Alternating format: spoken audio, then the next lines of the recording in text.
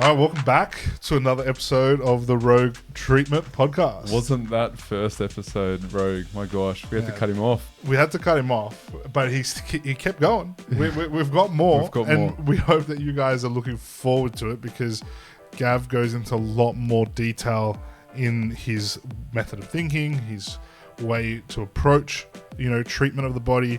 And, there is so much gold in this episode. If you're a practitioner, you're looking for answers to why maybe your clients aren't necessarily getting better.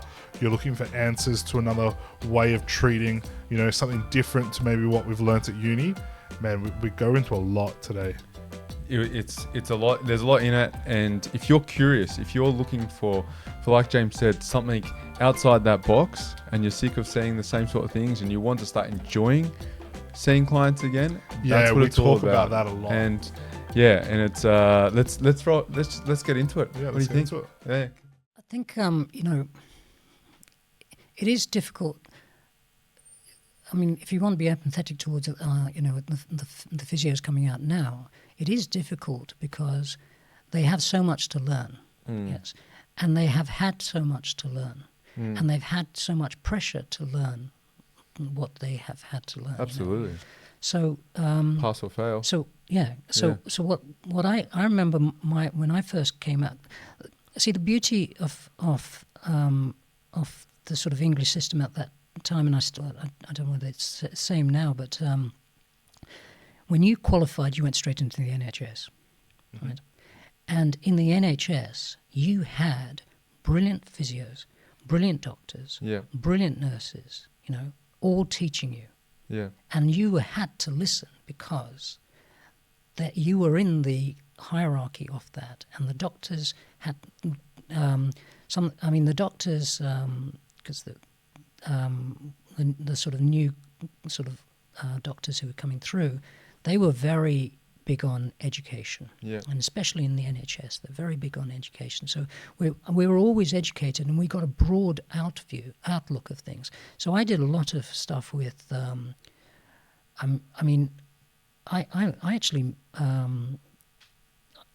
was doing sports physio for prior to qualifying and stuff, but when I qualified, I went in and worked in care of the elderly for about 3 to 5 years, and neuro. So I worked with stroke patients, amputees, head injuries, spinal cord injuries. And so if you want to talk about movement, they don't have normal movement. So you have to understand what abnormal movement is, and then you have to train them to walk normally.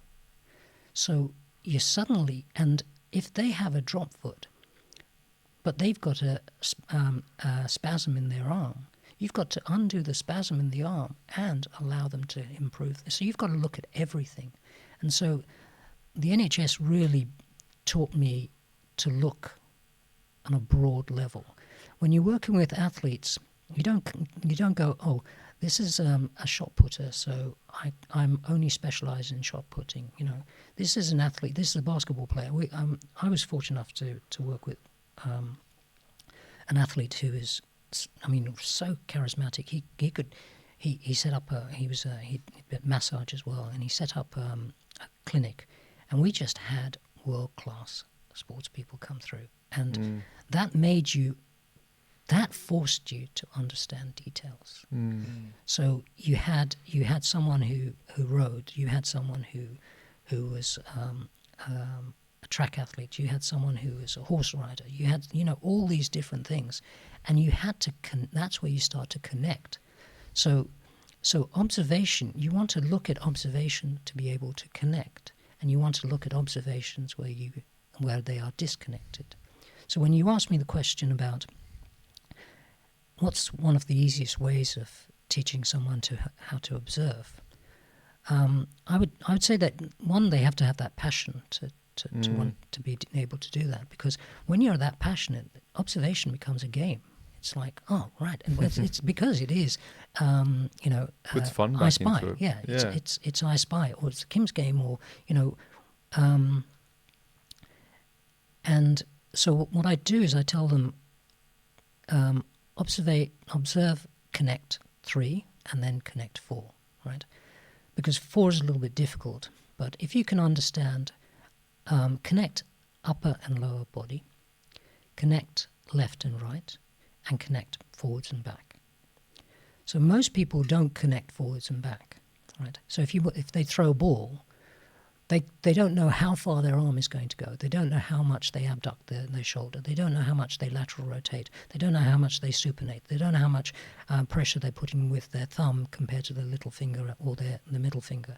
They don't know those sort of things, and so you have to, and then they don't know where their non-dominant arm is compared to their dominant arm, and so you're looking at left, right, up, down. And they don't know what their legs are doing while they're trying to throw the ball. Yes, so whereas if you look at a child, they move as one. That's they'll throw the ball, but they may not throw it very far. But everything is moving as one. So you don't have to look for the disconnects. Everything is being connected, right? I like the concept of looking at the child and. I never really understood that until I had kids, right? And, for them to lean forward and pick something up off the ground when they're in standing, right? And you, like you said, you watch how they connect forward and backward movement. And we would sit there and go, oh, we can't do that. As adults, we can't move like that. But it's like, no, we can. They're just... They've maintained their connection, and we've disconnected. We've lost that connection. Exactly right. Yeah. And I remember one of the first things that you ever taught me was like look at how people squat, and again couldn't fully understand that concept until my son started squatting, and I'm like, this is perfection. This is everything that Gavin ever talked about. This kid hasn't been taught how to squat. It's just literally in our movement pattern. It's in our most genetics. Efficient way, right? It's the most efficient way. And then you look at that, and it really opened my eyes up to how we have lost movement through the things that we've habitually learned. And that brings it back to the unteaching, right? And I want to throw a controversial kind of concept in there that then comes back to this, right? Is ever since I've learned from you, I always tell anyone that's in our team, stop talking about acute versus chronic injuries. Every injury is chronic unless you get hit by a bus, right? Because at the end of the day, right, well, we could say that that's a chronic issue because you don't have good observation skills. But bad game of I Spy, I reckon. Yeah.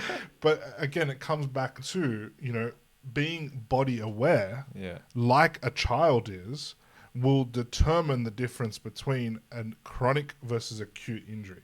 We can't have acute injuries. We have acute occurrences of pain. But the injury is chronic that's been built up over time because we have untaught ourselves proper movement and relearnt poor habits. And that comes down to, ACL injuries. I would even argue, when you're in a football tackle and you break your leg, that is not an acute issue. That is a chronic issue. That you didn't have the body awareness to not be in there. You didn't have the muscle coordination to be able to put your body in the right position. You've then put yourself in a vulnerable position that your muscles, your joints, your bones have not had the capacity to kind of deal with that impact, right? And I really didn't understand that concept until I saw kids move. And really, it's different when you see a kid move, and it's different when you've got your own kids and you're like, hang on, I'm watching everything they do and watching exactly that perfection of it. And then how do we go from this to a complete and utter mess of movement? Absolutely. Okay, so, do you know Haaland has a massage every day or something? Erling Haaland? Yeah. I think so. Does he? I'm sure he does. His routine is crazy. Whatever you say, it's probably double that. Yeah. Pantanes his hair as well. And he, Zlatan, when he joined Man United, in his contract, he brought his own physio to, and I think was it Mourinho? Mourinho was there at the time. Yeah, and he and guess who paid for it? Man United. Yeah.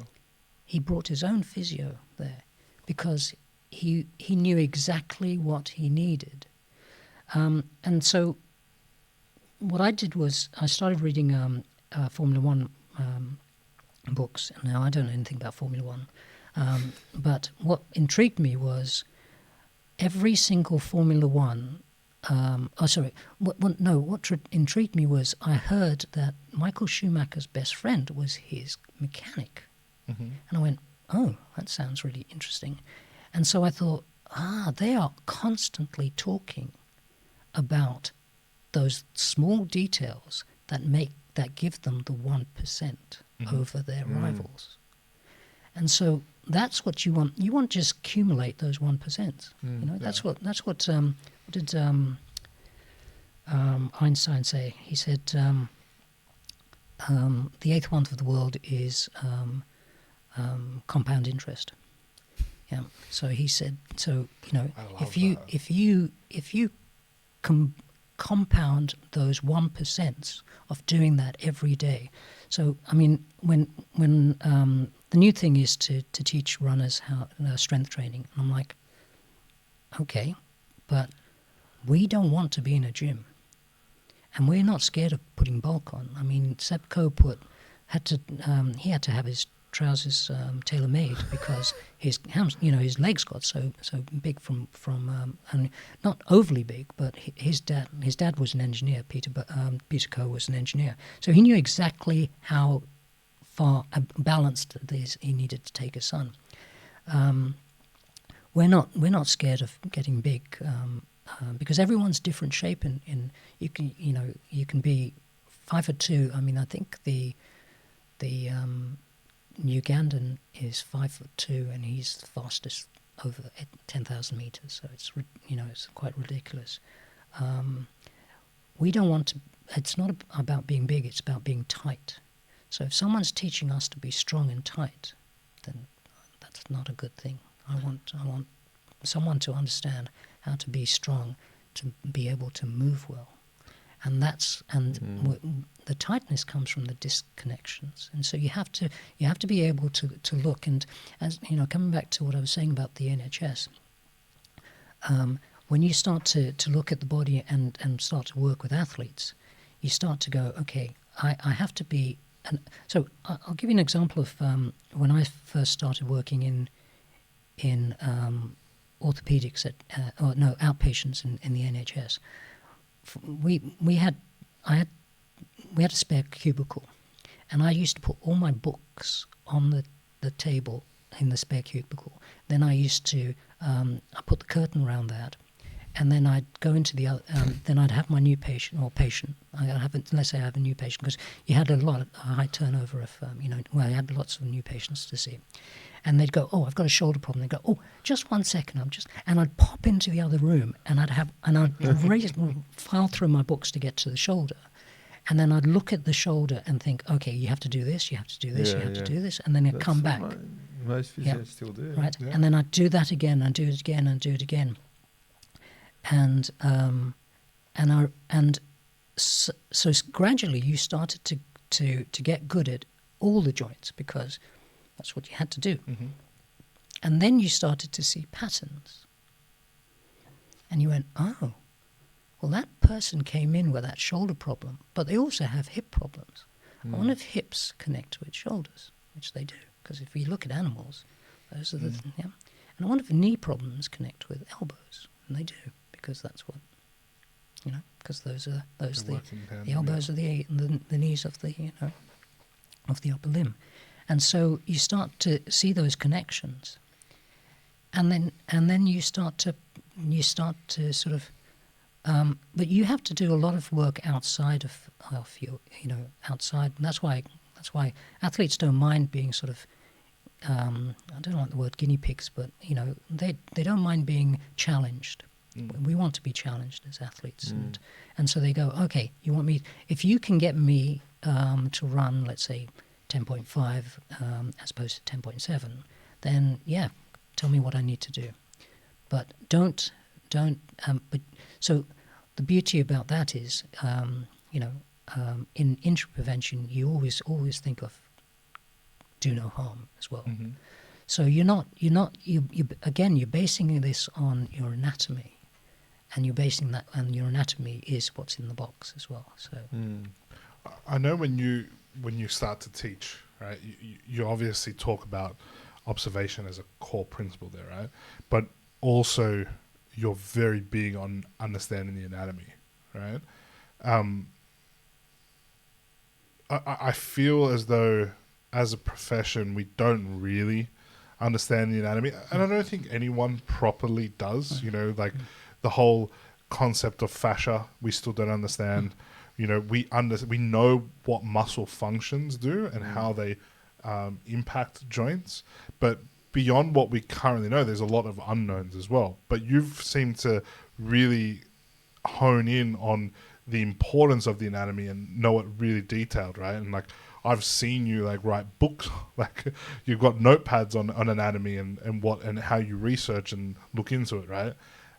For your overall observation, how important has understanding anatomy been? And you know, when it comes to injury and movement and everything that comes with pain, essentially, a lot of people are dismissing anatomy right now and the musculoskeletal system and looking for other answers through, like we said before, the nerves and all that kind of stuff.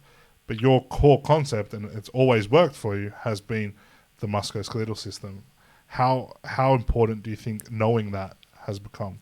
I think we also have to know we have to stay in our lane, and we're physios, so our musculoskeletal system is. I'm not a cardiologist so the heart is not my. If I needed to understand about that, then I'd go to someone who's an expert in that. The way I learnt, it was two things. When I decided that I wanted to go to the Olympics as a physiotherapist, I got, and it was normal. You have doors shut in your face, but I was training with elite athletes. I was running as an elite athlete, and I was treating elite athletes. And so, to me, it should have been a sort of a natural path to go down that road. But as I said, doors were put in your were sort of slammed in your face because that's the way it is. It's not you can't take it personally. But what I did was going against the grain a bit. Is that why? No, because it's a competitive. Oh right. Yes, okay. It's, people don't want you to. It's a bit like if you want to play for Man United, No. Who would want to do that? It was sad to see Ronaldo go from there, actually. But now really playing with your brain here. Okay, Gavin. now I'm now completely lost. Sorry. I'll bring the Kelpie Thank back you. in line. Yes. No, obviously you're a dickhead. sorry, Kelps. So yeah, you were talking about obviously the importance of learning. I know this story, but you were talking about your when you were trying to become an Olympic physio, the doors that were shut in your face. Yeah. And so what I did was I listened to them. They said, well, your handling skills aren't good enough, so your massage skills aren't good enough.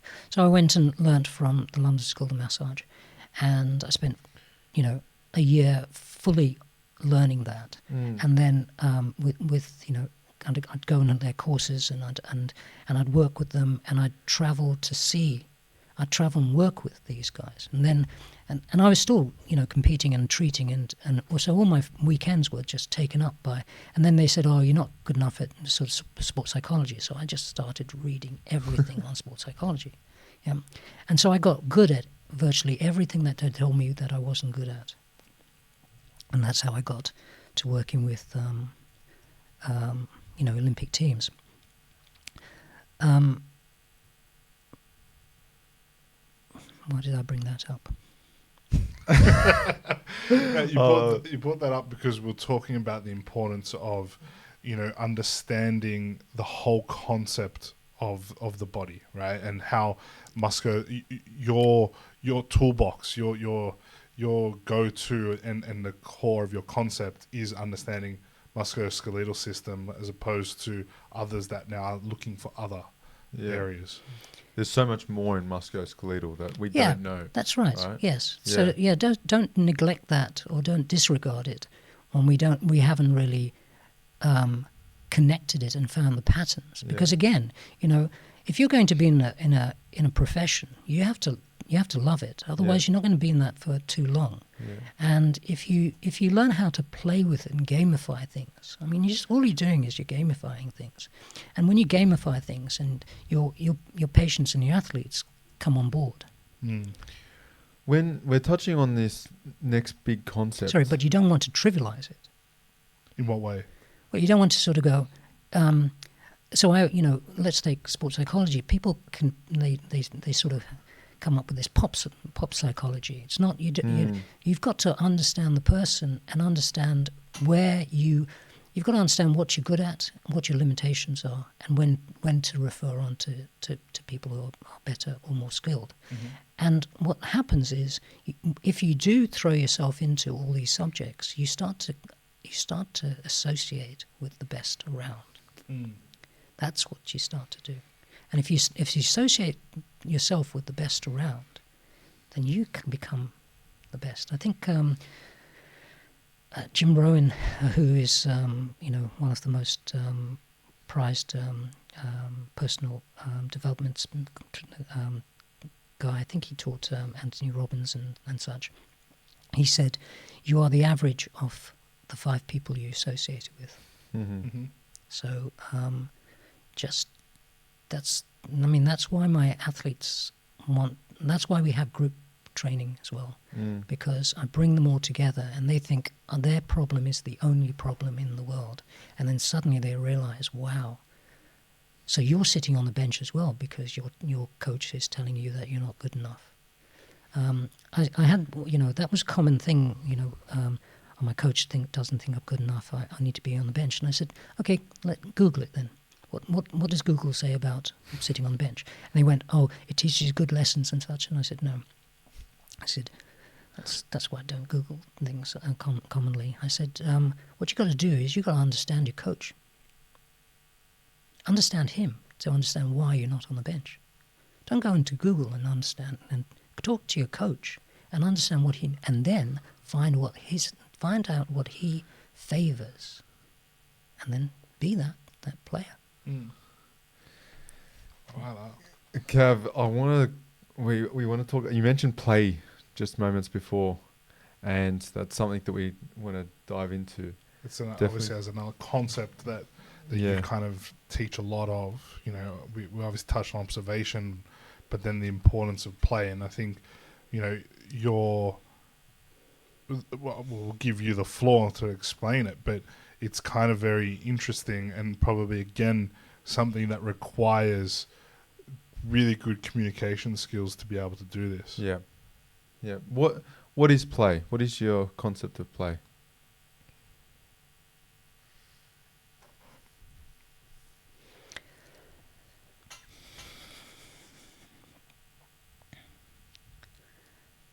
I think play is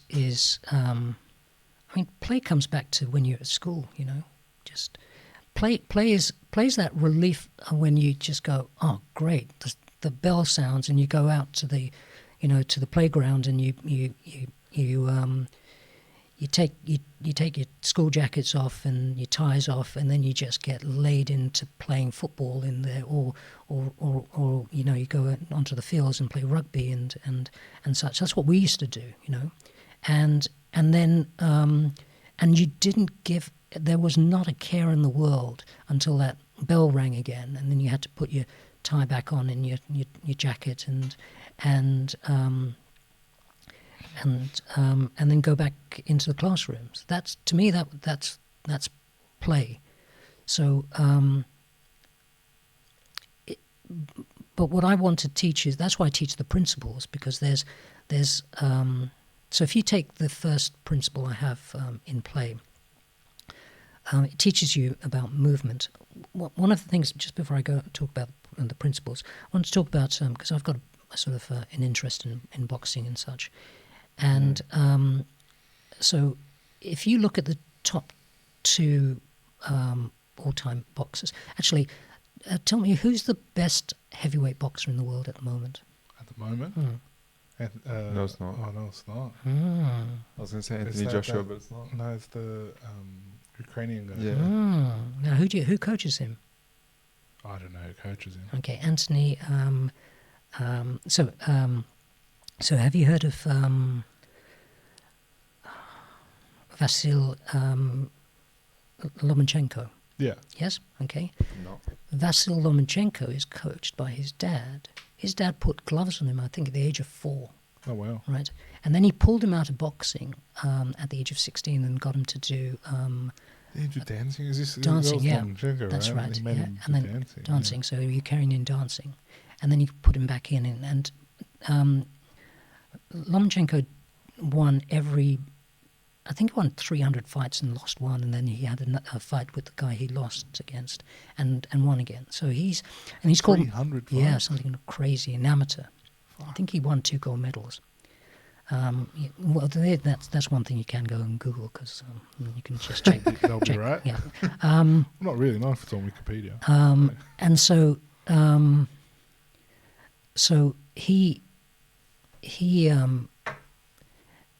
so we'll look at his way of teaching his son, but he also coached his Usyk, and what Vasil does is he juggles, he dances. He's called Nomas Lomachenko because people don't want any more of him. And he can move around. His footwork is so good. He trains his eyes. So I always say soft eyes, soft hands, soft feet. Right? That's a principle you've always talked about, yeah. And so if you have tension in any of those, you can't move well, right? You can't roll. You can't. Newton's law tells us, for every action there's an equal and opposite reaction. And so if you hit something hard, but you aren't soft as well, if you don't have, that's my second, so my second principle is, it's not yin and yang, it's yin yang, yes? Together. They have to go together. You have to have hardness with softness, yes? So you look at people who have hard bodies and hard sports, but they have to have a softness in their minds as well, otherwise they'll break. And so if you watch, so Muhammad Ali had hardness, but he had softness. He could play. Again, look at the people who play. Did Mike Tyson? Mike Tyson, so this is great. So when you're dealing with people who you want to unteach, Mike Tyson taught me one big thing, because Customata trained Floyd Patterson. That was his first world champion. And then he trained Mike Tyson. And the first question he asked Mike Tyson was, what are you scared of? And Mike said, nothing. And then a day later, Mike comes in and goes, he has a whole list of things that he's scared of, right? And we've got to be able to prevent things, we've got to be able to understand our fears. Because if we continue, we don't want to change because of those fears often. Which goes back to the whole teaching with the therapists themselves. Like, I mean, I love the examples of the athletes. Can we try to then, like, how does that, for our listeners, how does that actually then come into your practice in terms of play and in terms of... Well, in terms of, I mean, like, at one point you would have had to unteach yourself, I guess. Oh, yeah, right. Well, I mean, a lot of our listeners are probably going to go do that tomorrow, hopefully. Well, one of the best ways, I mean, if you look at boxing, one of the best ways of getting untaught is to get punched in the face. That's how you get untaught. Because if you're not moving your feet, then you get punched in the face. If you're not analysing what they're going to do, then you get punched in the face, and you soon learn because you don't want to get punched in the face. That's what Tyson said. He said, everyone's plans, everyone has a plan until they get punched in the face. Yeah. I want to talk about that concept, and I want to bring it back to play and maybe being stuck, right? So that whole concept of, getting punched in the face changes your plans, right? I had the name on the tip of my tongue, but the MMA coach from New Zealand, City Boxing or whatever they're called, they're, obviously multiple world champions. Adesanya, what's his name? Volkanovski is trained there as well. Like, the whole concept there is like, well, I don't want to get hit. So he's taught them really, really well how to avoid getting hit. But a lot of these fighters have been caught the last year or so. That they were at the best at one point. All these guys will go into the ring and walk out like they hadn't been hit at all. Right? They were really good at teaching that. But I think at some point the rest of the competition has kind of come up and gone, okay, these guys don't want to get hit. Let's cut them off. Let's change the way we fight them because they're going to avoid want to be hit. But what happens when they get hit? But that's the beauty about it. That's the evolution of the sport. No, I agree. But what I mean is, this is where I want to bring it into the concept of play, right? And not only so for me, the concept of play comes from this, right? These guys, I don't know what they do day to day, but from just the spectator, now a lot of these fighters that are from this gym, they're amazing fighters. I'm not having a go at this, right? But now they're getting caught. Now they're getting hit, right? They now need to change their play again and maybe change their concept. If their whole concept was, I don't want to get hit, and now they're getting hit, they're probably not playing anymore. They're being so fixated on not getting hit, they don't know how to now change that and play. I want to bring that back now to physios, right? We don't play, all right, unless we're given the reins to play. We treat and diagnose and treat and diagnose, and that's it, right? We then need to unteach ourselves to get out of that concept and now start playing, right? What advice would you give to practitioners out there to get the concept of playing? How do they start doing that? Where do they get the confidence to start playing? Okay. If Bruce Lee was still alive, would he still be brilliant? Yes. In terms of concept or in terms of his martial arts? Yeah, of course. Yeah, because he's evolving. Yeah. So our play can evolve, right? Yeah. And so he was a standout because he analyzed things, he understood detail, and he wanted to be, and he had passion around all of those things, and he wanted to teach as well. He was a great teacher. So what I would say is you've got to find your own Bruce Lee to teach you. And so you're saying that the confidence or the concept of starting the reason to play, why I said Bruce Lee is because he can evolve. Yeah. Yes, and he can personalize things. So if someone is sort of anti-play, then he'll give he'll give them that sort of level of play for them. If someone is overly playful, then he'll bring them back to a level where you've got to have mentors who can do that. So that goes back to, like we were saying before, you're sort of the average of the 5 people around you, right? So you're saying, advice to listeners out there is to get around the people that are evolving, right? And to try to... Yeah, but with that, you need to want to evolve too. Well, that's true, I guess. Like, I think that comes... But you don't get into those circles unless they won't allow you into those circles if you're not open to being there. Yeah, I agree with that. Yeah. So... Because I think for me, and this, I don't bring up a concept that we've talked about before, right? And I feel that we're stuck. Like, you've dropped shitloads of gold, like, in things that people can pick up and learn, right?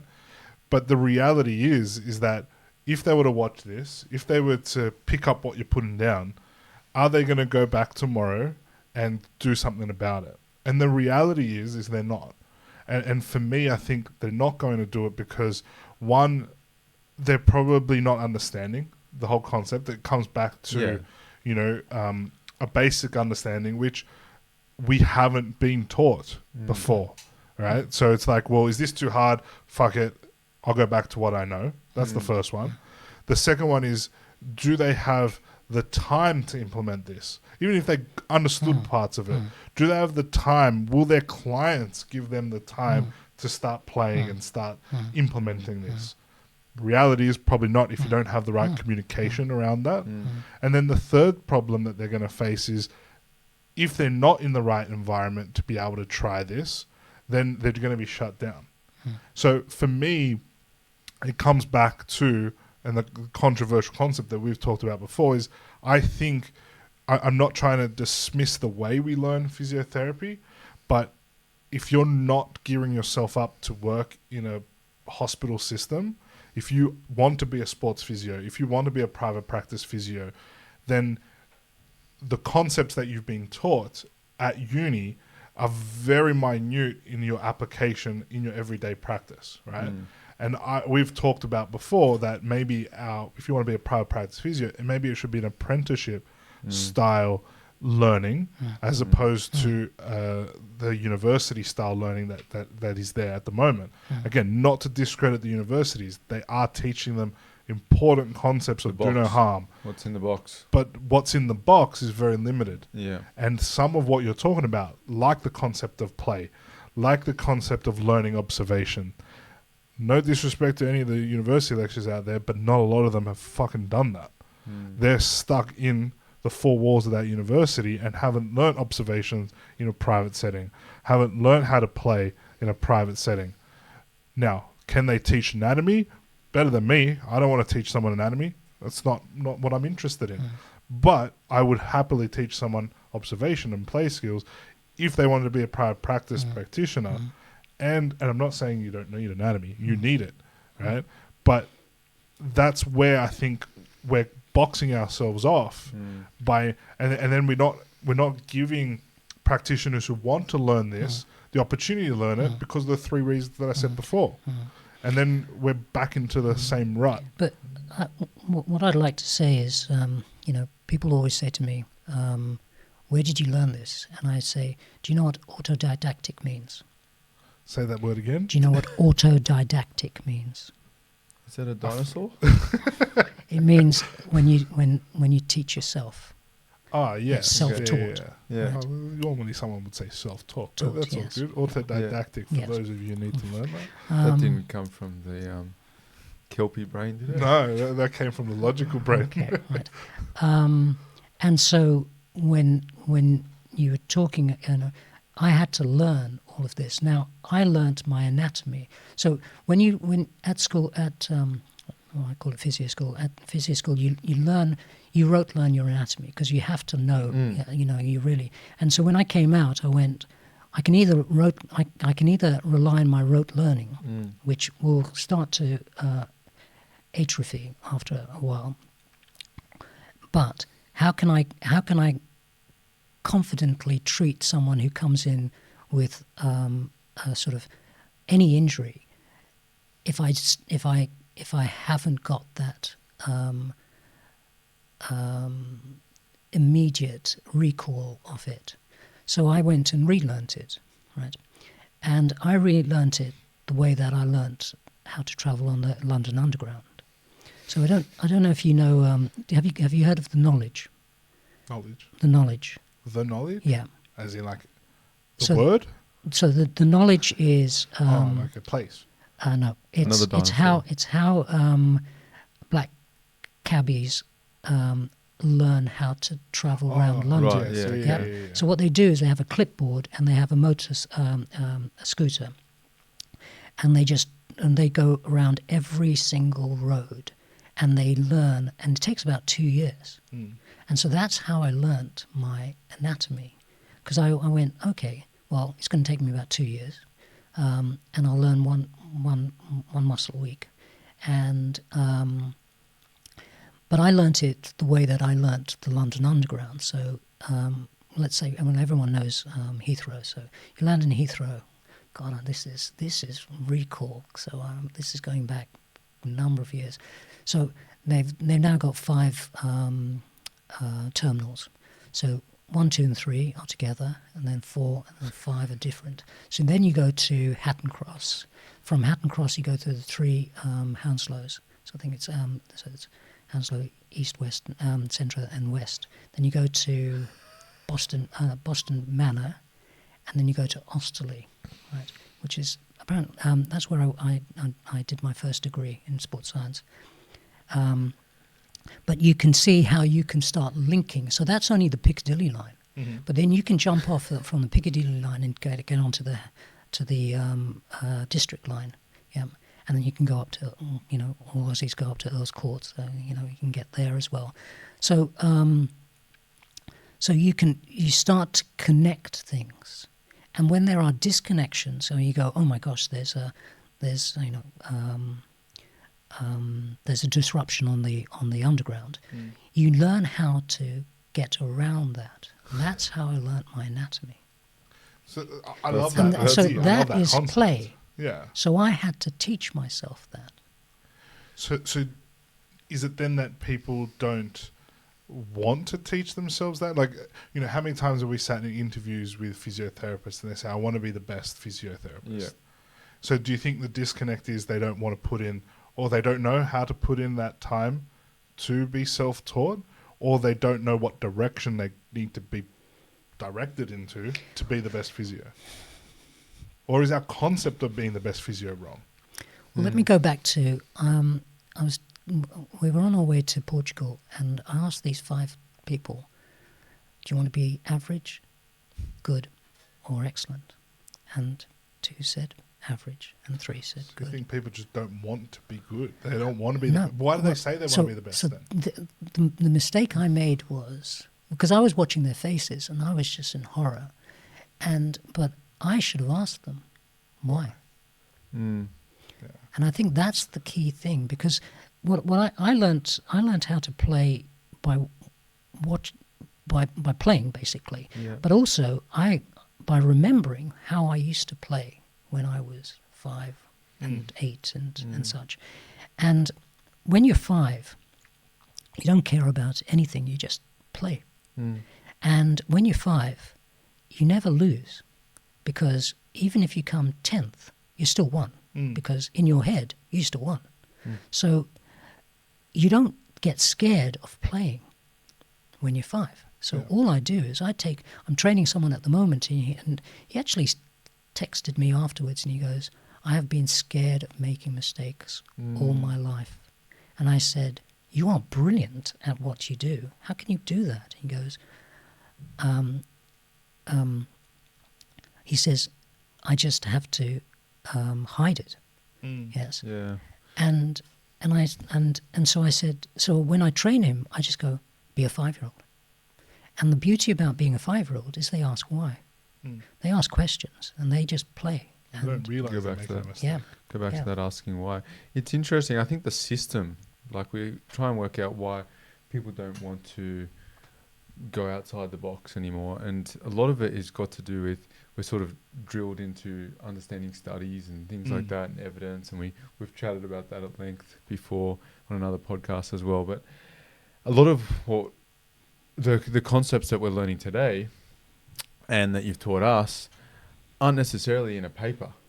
And I think that's like, can scare some people, especially I go back to the system where like we go to school, and these for physios, they have to do really, really well at school. They have to go, what is it, 99 point something to get into physio.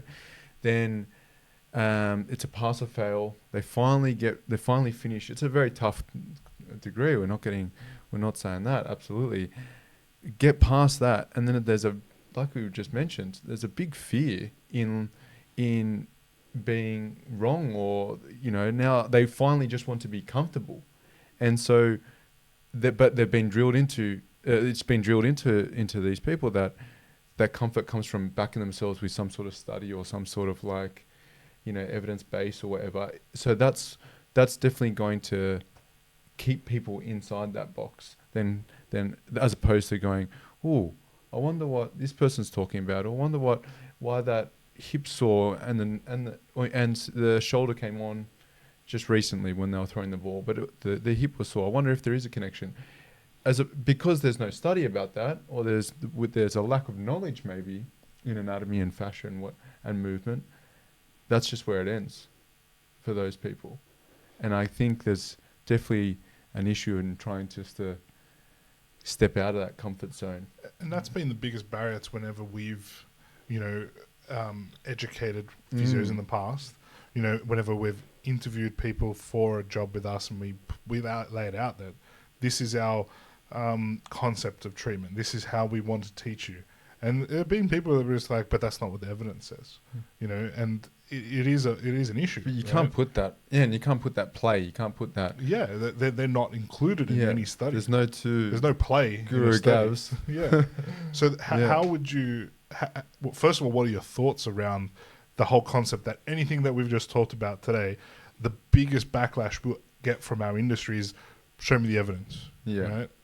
And then the second part to that is then what, how can we get past that stigma of show me the evidence? Because the results speak for themselves, not just from what you do, but like what you've taught everyone in the business, right? And yeah, no one's perfect at it, and no one is at that same level, but there's results in treating movement patterns. There's results in the principles that you teach. And asking why, Let me come to my fifth principle, because you were talking about, the evidence-based. So my fifth principle is, so all my principles have three levels: so beginner's level, intermediate level, and master level. The beginner level, so my fourth principle is look, listen, feel, play, or flow. And people go, well, I don't understand play. So when in the fifth principle, I brought in the play. So I say play 5 sports to master 1, right? And so what that does is it says I don't have to be a master at 5 sports, but in playing 5 sports, I learn. So what I do is then they come back to the first principle. Now the first principle is to know one thing is to know 10,000 things. And I remember I went to a lecture by, what's his name? Greg Jackson, who is the coach for John Jones.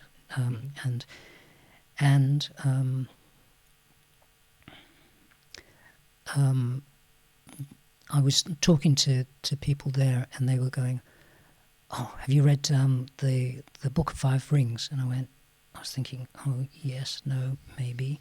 And they went, "Oh, it's brilliant!" And they were talking about it, and I was thinking, "Geez, I've read that book, and I don't remember any of this." Right? So I went back and read it afterwards, and then I was talking to some other people about it, martial artists, and they were raving on about the book, and I was like, God, I didn't get any of that. So I went back and read it again. Now, can you see what I do? I'll read it until I understand it, right? And that's what you do at journals. If you want to know the evidence, you start reading it, and then reading it again, and reading it again. So I went back and I realized what it said. I still didn't understand it, right? Because it's older than me, basically, and so I didn't understand it. But I kept coming up with it, kept saying, to know one thing is to know 10,000 things. And what I understood by that was you have to be able to, if you know one thing, you can connect it to 10,000 things. So when I look at one thing, I connect it. I play Connect 5. I play Connect 10.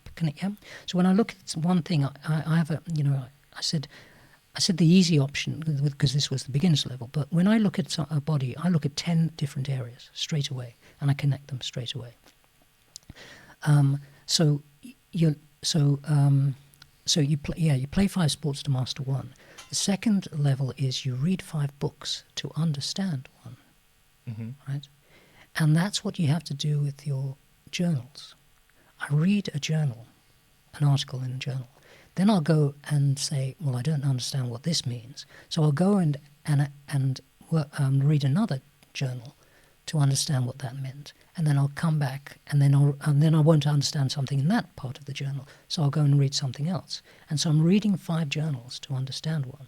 yes, or I'm reading 5 books to understand one. So I'll read a chapter of a book and then go off and read another chapter. And I thought that was my Kelpie brain, but that's a way of learning as well and understanding and connecting, because it comes back to my first principle.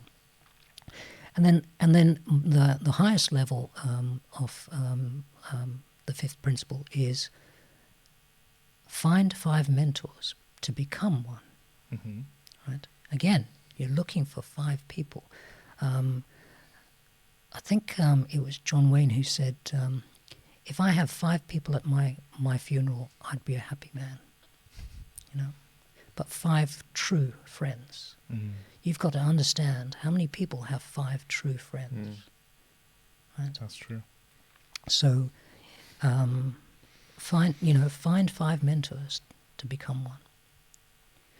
So, what were you saying? So, oh yes. So you're talking about the evidence base. Yeah. And I said to them, all right, show me the evidence. So what's your aim? What's your aim? So if the student is with me, I'll go, or another physio is, what is your aim? I want to get rid of his pain in his elbow. Okay, right. What does the evidence say? Well, you have to treat this, this, and this. I say, okay. And they'd start treating it. And I said, hang on, have you shown a movement pattern that is an aggravating movement pattern? So they don't quite know what movement pattern. I'll say, look, if you observe this, you'll find that they won't be able to supinate very well. And then let's do a supinated bicep curl, concentrated curl, right? And so that causes an extreme pain, let's say. And I say, all right, what does the evidence say to take away that pain from that concentrated curl? And they go, well, there hasn't been any evidence on that. And I say, now treat. Now let me show you where I would treat, and we take away that pain.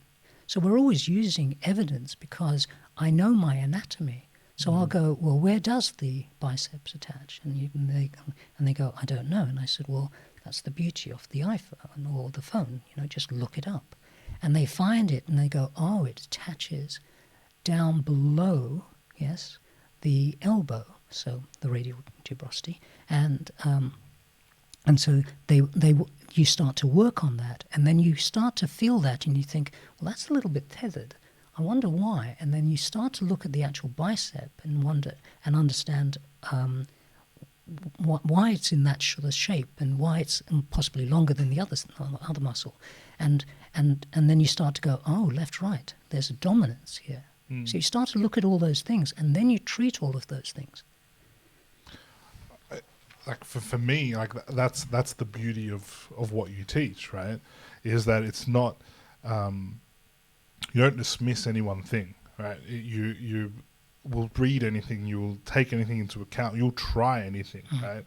But then it comes back to, well, this is how the body essentially moves. This is how the anatomy connects. And I think that's what gets missed in the essence of a journal article, because where a journal article is putting up a problem, creating some sort of hypothesis to fix it, and then try and prove or disprove that hypothesis works. Well, that's a scientific method to create hypotheses. Correct. So we're always creating hypotheses, and that's the play in it. We're creating a hypothesis to play with, to understand, to get to the answer. No, I'm with that. What I mean is, though, we can't capture what you just talked about with analyzing, okay, cool, if I'm doing supination, what happens at the bicep tendon, what happens with the bicep. Okay, cool, there's obviously, some sort of block somewhere there, right? That whole concept can't be captured in a scientific journal article, because you're going to get a cohort with all the same sort of exactly right. You can't and find do the same treatment for it to be a study with efficacy. There's got to be a certain cohort size. Anything smaller they would deem not suitable. So you can't find whatever that efficacy level is, 100, 200, 300. You're not going to find 300 people with the same problem. So then we're providing a generalized or the same cause, conclusion, right? or the same cause. Exactly Yeah, right. We talked about the 5 niggles, right? No one's gonna. You might find 2 people with a similar, cause. Maybe have the same problem, maybe have the same 5 niggles, but you're not going to find 2, 3, 400 to make it viable, right? Yeah. But like I said at the start, it comes back to you can draw on that information, but that's not the answer. I think that's the beauty of play. Is like, okay, we're not dismissing the evidence, but we can't just base everything off the evidence because it's not taking into account all the variabilities just in 5 niggles. We're taking 5 different variabilities there to one problem that the 3 of us could all have an elbow injury with 5 different niggles, 5 different causes, 5 different patterns of chronic problems that lead to that acute pain. And you can't capture that in an evidence-based model. Yeah. And again, I think that the way you described it was the best. You don't dismiss it, but it forms part of the 5 that or the 10,000 to understand one. Then you look for patterns, because as physios we're very good at understanding patterns, right? But again, what I'd say with the biceps is a supinator. It's a flexor of the elbow. It's a weak flexor of the shoulder, and it is a lateral rotator. So you start to go, okay, well, that's how I work out the movement pattern. Yes. Yeah. And so and then you go, all right, well, this person has a block at their shoulder, and they are not able to laterally rotate. So I know that lateral rotation is affecting that bicep. So improve the lateral rotation, and you've improved your bicep. And so you're going to reduce the pain around the elbow. But that's pattern recognition, yeah? And that pattern recognition comes from that's play. Movement that is understood from muscles. Yes. But you're only able to make that connection through play, though, and understanding movement. Well, you could still make that connection, because they might say, I've got neck pain and I've got elbow pain. And I go, okay, well, what supplies that? Was it the median nerve, the ulnar nerve, the radial nerve? Well, it wouldn't be the radial nerve.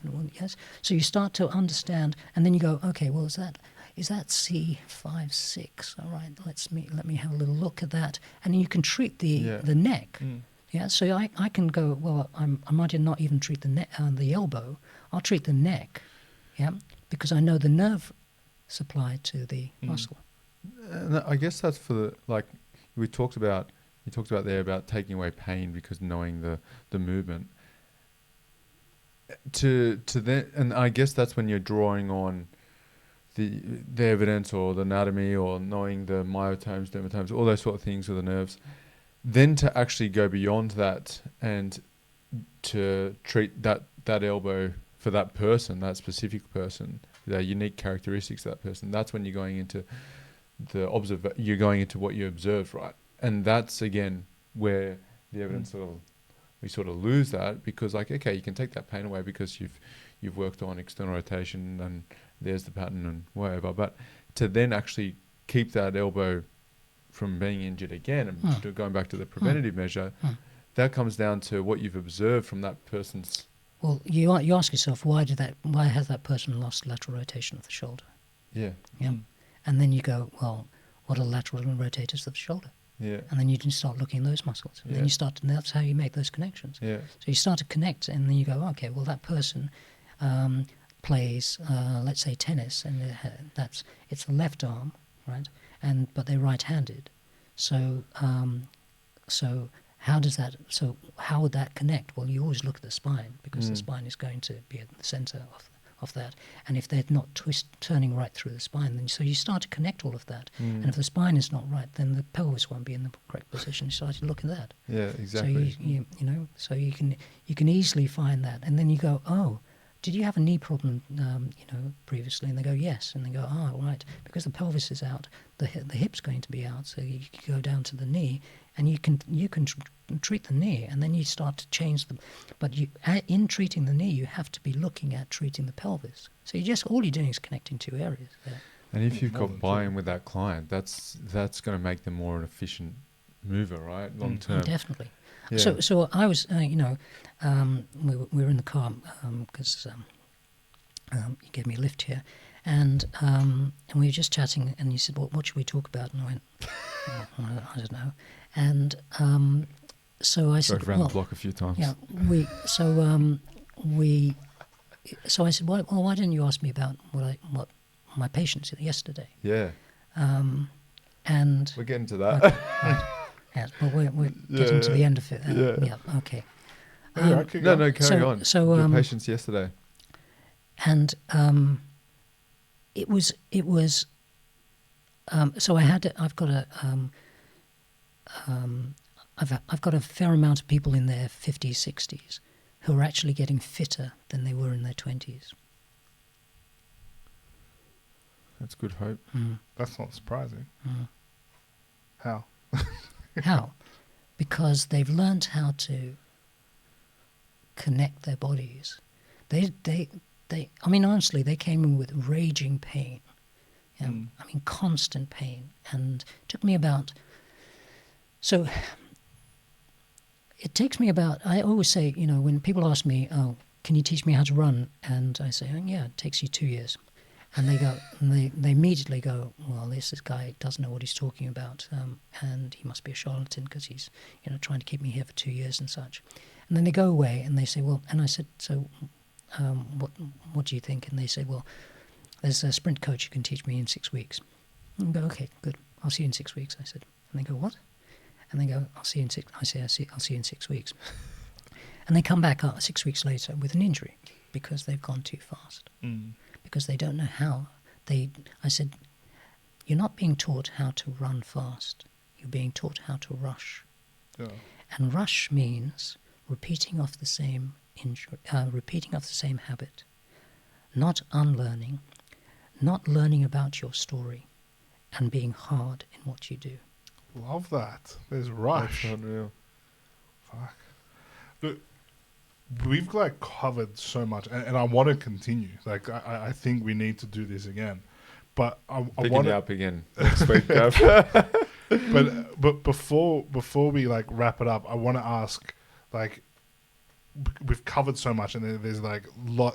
If you were to ever watch a podcast 5 times, there'll be 5 times to watch this to hear the concepts. To tell you the truth, when I do listen to podcasts, I do 2 things. I have a note pad and paper next to me, and I write down all those things. Yeah. And then I also look at the transcripts, because the good ones have transcripts. Yeah. I don't know how they do that. Simon doesn't know how to do that. No, he does. I'll just introduce him to 5 people who do that. So yes, I do go through those, because what tends to happen is we listen to a podcast, we go crazy and go, oh, that was wonderful, and then we go on to the next one, and we're always trying to find the next and next. And I say this about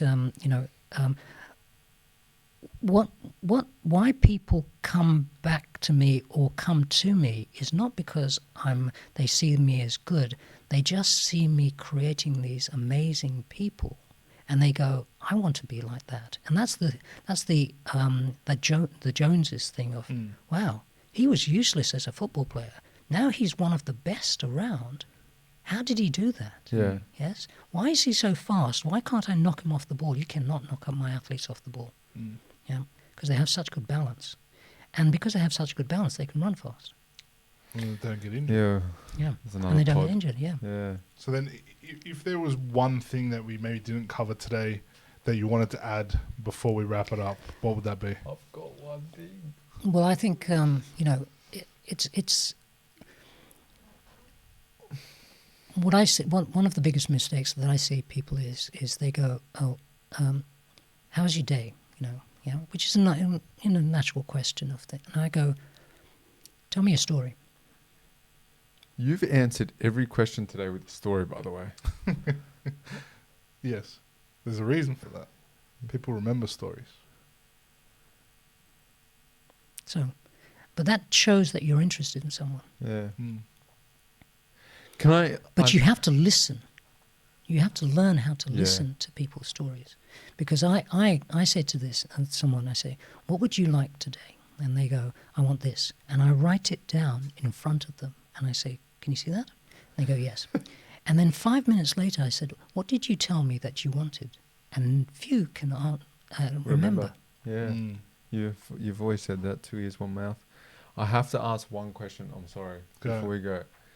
Gavin, like, you've taught us heaps. And, I mean, I think a lot of our listeners are going to find it difficult in some way to actually comprehend some of the things we've spoken about, which is actually, I don't want them to run away from. That is the beauty of it. Like, that's sort of what is, being curious was the biggest barrier, is the biggest barrier, I think, to actually stepping outside that box and going beyond and being a better practitioner. One of those things is early on is sort of, it's something that's sort of demonized, and I see you use it so well in your methods in playing and being able to manipulate people's alignment and things like that, is manual therapy. How important is that when you are, you talk about soft hands and things like that. How important is being able to use your hands to actually make an effect on someone's neck pain, for example? I think this is an unfair question to ask right at the end. I know. I've been thinking about it this whole time. Can we do another podcast on it then?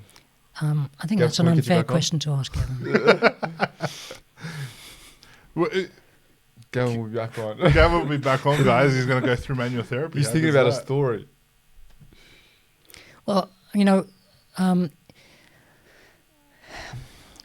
always say that the reason why I read one chapter at a time and then move on to another one is because I can then write notes on that. Yes. And then go away and work on one thing. Yes? Yeah. So when I was learning, when I was learning about the London Underground, I'd go, I'd be at, let's say, Piccadilly and Piccadilly Square. And so I'd run up Piccadilly, which has one of the longest underground escalators. And I'd literally run up the whole of that escalator, which is really hard to do. And then I'd think, that was hard. So I would run back down again, the other side, and then run up it again to understand how hard it was, right? And then I'd go, and I'd run around part of Piccadilly Square going, Piccadilly Square is right next to Covent Garden. So then I'd get on to Covent Garden, which is a completely different line. And then I'd run down there, and I'd get lost, yes. And then I'd get lost in the underground, and then I'd come back again, and I'd run up, and I'd find, When did security come? Do you know there's a marathon? I think it's called the 42, where you run to 42 tube stations. But they're a kilometre apart. I know, God no. So what you do is you run to there, then you run down to the platform, you get to the platform, and then you run back, and that's one, and then you go to the next one. Oh my God. Well, stay tuned for the manual therapy. I reckon that we need to... So what I was going to say was the best way of learning is to see and to observe. Yeah. So what you do is you can treat anyone, because one of the first things I teach is if you understand tone, then you can understand how to. So you look at different tones, and then you don't look at strength, and so that comes into so many other things. But if you have good empathy is about feeling. Handling is about feeling. Yeah. I remember someone said, "Look, I'm not a therapist, so I don't have to put my hands on." And I said, "If you don't understand how to put your hands on, you don't know." So they said, "I don't have to deal with ankles," because they weren't a physio or therapist. And I said, "Do you do squats?" And they go, "Yes." So I said, "Well, then you have to deal with ankles." So feel what the ankle was. And they were blown away at how the ankle actually moved. They didn't understand it until they felt it. Of course. I like that. I thought I was being cheeky asking that question at the end, to be honest. And to be fair, when James, you went through it as well, when Gavin was teaching me, I remember we didn't get off observation for about 6-12 months or something. And I remember thinking, Gavin, I've got a client next. Like, I'm not going to just stare at them. I need something now. Like, what should I do with my hands? You know what I mean? And he goes, you can't do anything with your hands until you can see. And I guess that's a great takeaway to sort of finish up on, is that, I like that. you know, observation skills are something that is definitely glossed over, and we need to go back and look at that and explore that and play with it to be a better practitioner, because that's what everyone wants to be. I agree. Gav, this has been really good. I really think we need to do another one and discuss manual therapy in more detail, because you do have a unique take on that.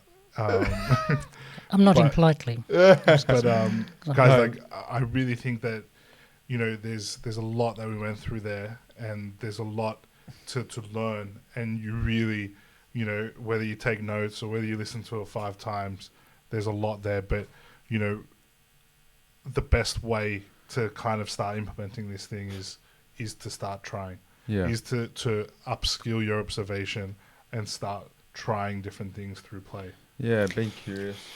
I think one of the things I would say you don't have to try, but just give yourself permission to. I think when someone gives you permission to do something, you know, like I'm giving you permission to be playful. I'm not giving you permission to create any harm. I'm giving you permission to do something in a safe environment. Yeah, that's what I'm asking people to do. Yeah, I like that. Yeah. Awesome. Gavin, it's been an absolute pleasure. Thank you. Thanks, Gav. It was really difficult to get you on, but we got you on. Guys, this is someone that isn't on social media. You're not going to find him. I mean, it was difficult for us to find him, and he works at a clinic, but it's definitely obviously stepping out of your comfort zone to be here, and we really, really do appreciate it and appreciate your time today. Okay. So thanks, Gavin. Thanks, guys. All right. Well, that was Rogue. Thanks, guys.